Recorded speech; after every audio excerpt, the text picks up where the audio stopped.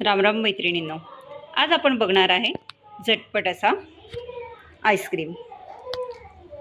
जसं की आपण आईस्क्रीमचा बेस कसा तयार करतो, त्यासाठी काय काय साहित्य लागते ते आपण सर्वप्रथम बघून घेऊ।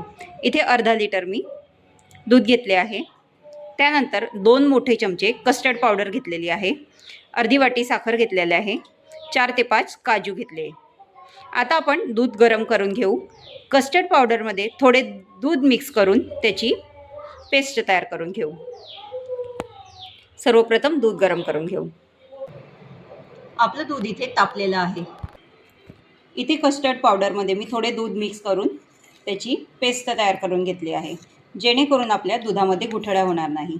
हे जे आईस्क्रीम तयार होते, जे बाहेर महावीरचे जे आईस्क्रीम भेटते, काजू पिस्ता जे आईस्क्रीम भेटते, त्या पद्धतीचे आईस्क्रीम तयार होते, एकदम नॅचरल असे।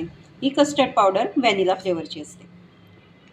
आता आपण गरम दुधामध्ये कस्टर्ड पावडरचे मिश्रण मिक्स करून घेऊ।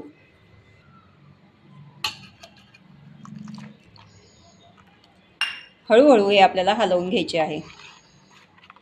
आपण हे गॅसवरून खाली उतरवून घेतलेले आहे, कारण यामध्ये गुठळ्या होण्याची शक्यता असते। हे आपण पूर्णपणे मिक्स करून घेऊ आणि पुन्हा आपल्याला 2 ते 3 मिनिटे घट्ट होण्यासाठी आपल्याला हे ठेवायचे आहे। आता यामध्ये आपण साखर सुद्धा घालून घेऊ। आता आपण हे दूध गरम करून घेऊ। आता आपण दूध गरम करण्यास ठेवले आहे। साधारण थोडे घट्ट होईपर्यंत आपल्याला हे दूध मिक्स होऊ द्यायचे आहे आणि नंतर आपण गॅस बंद करणार आहे। आपले दूध बघा घट्ट होत चालले आहे। आता थोडे घट्ट झाले की आपण गॅस बंद करू।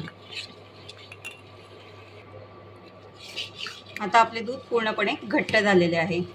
आता आपण गॅस बंद करून दूध थंड करून 8 तास फ्रीजरमध्ये सेट होण्यासाठी ठेवू।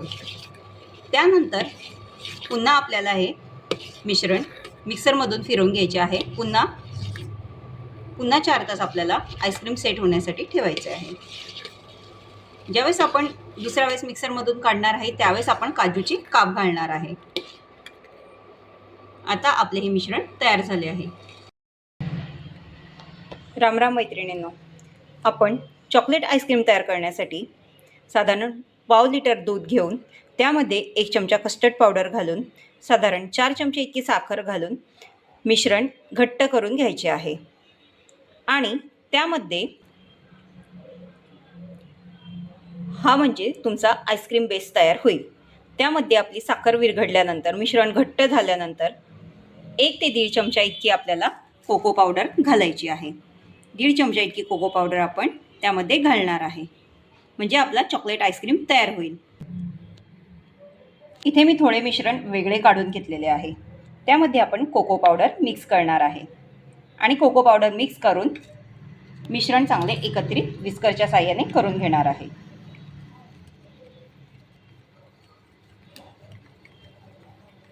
हे चांगले आपण मिक्स करून घेऊ। उरलेली कोको पावडर सुद्धा मी आता घातलेली आहे। ते घालून सुद्धा आपल्याला व्यवस्थित मिक्स करून घ्यायचे आहे आणि हे मिश्रण साधारण 8 तास सेट होण्यासाठी ठेवायचे आहे। आता याला झाकण लावून हा डबा आपण फ्रीजमध्ये ठेवून देऊ।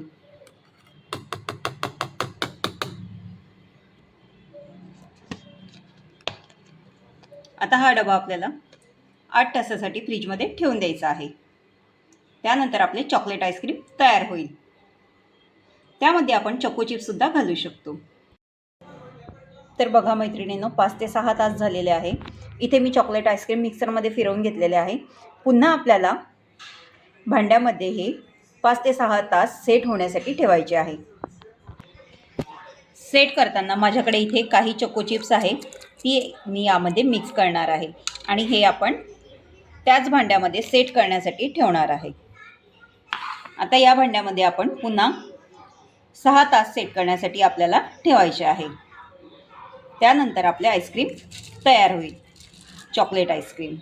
यावर आपण वरून सुद्धा चोको चिप्स घालून घेऊ। आपलं चॉकलेट आईस्क्रीम आता तयार झालेलं आहे।